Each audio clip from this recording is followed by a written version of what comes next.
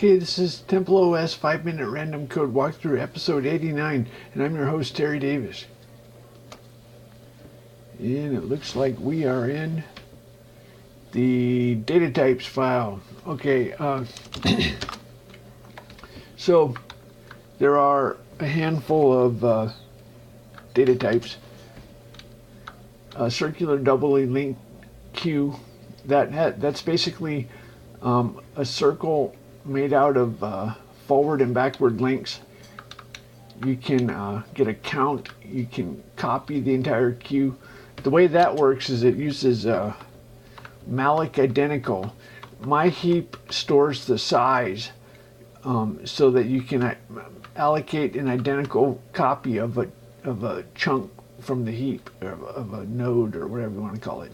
So this makes an identical queue with newly mallocated. Delete queue. Okay, well that just deletes the nodes themselves. If they have pointers, you can't use this. Init queue. Okay, well that sets it. That sets the head of the queue to point to itself. Insert in the queue, reverse order, remove from queue. And this is the I told you that when you allocate off the heap there's a size that's stored just before the start of the, when you call malloc, it puts the size just before the pointer that it hands you.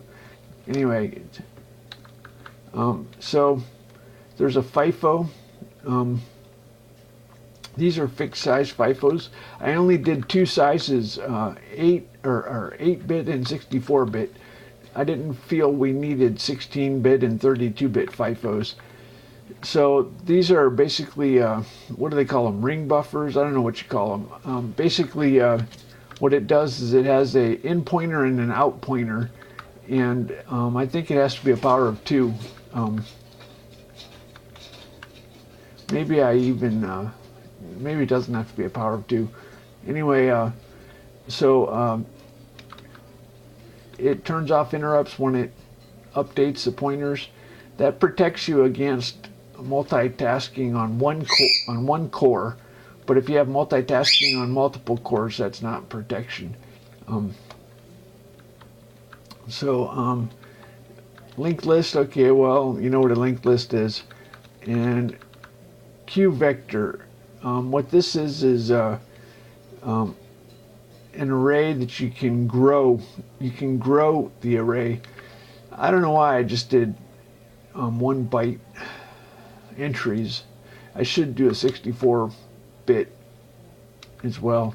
Anyway, so this file we're in is in the kernel directory. It's called data types 1A. That's so I could add more of them. Anyway, so matter of fact, I don't know if it has all the ones I told you about. Does it have queue vector? Where's queue vector? I think that must be in the Atom directory. Data types. Where is that?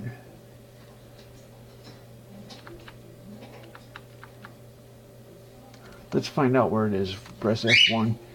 Maybe it's in the compiler.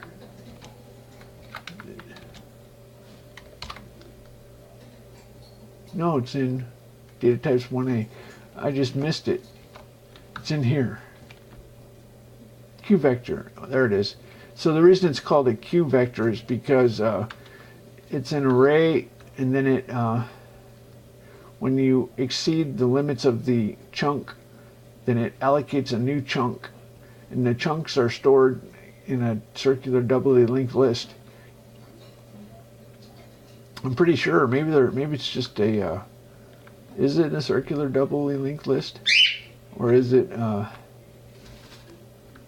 just a linked list? Looks like.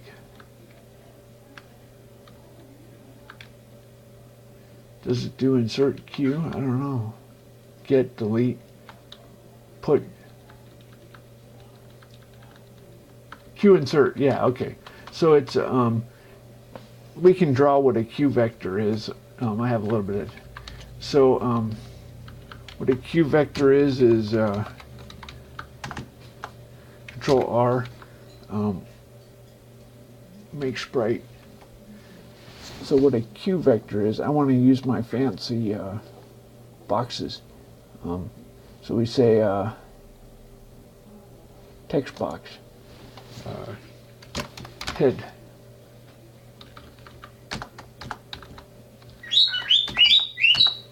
Okay, so the head of the Q is here, and maybe it has, I think the first node has an array in it.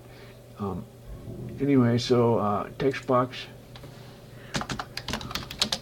node 1. Isn't this cool? You can do flowcharts. Node 2. Okay, so